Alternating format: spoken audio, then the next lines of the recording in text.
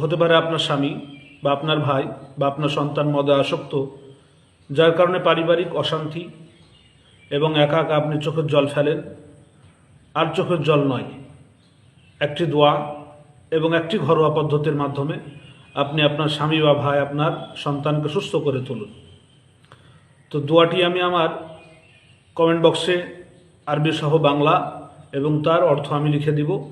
সেটি পদ্ধতি হচ্ছে অন্ততপক্ষে 7 দিন এই দোয়াটি 7 বার করে আমল করার পরে আপনি 1 বোতল পানিতে ফু দিয়ে তাকে পান করাবেন।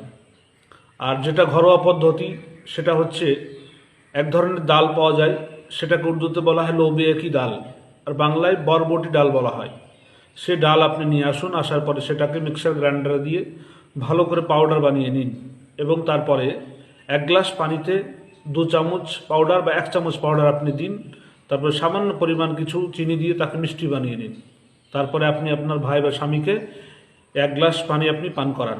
তাহলে দেখবেন আস্তে আস্তে তার যে লিভারটা ড্যামেজ হয়েছিল সেটাও আস্তে আস্তে সুস্থ হয়ে উঠবে এবং মদের যে একটা নেশা সেটাও আস্তে আস্তে দূর হয়ে যাবে ইনশাআল্লাহ।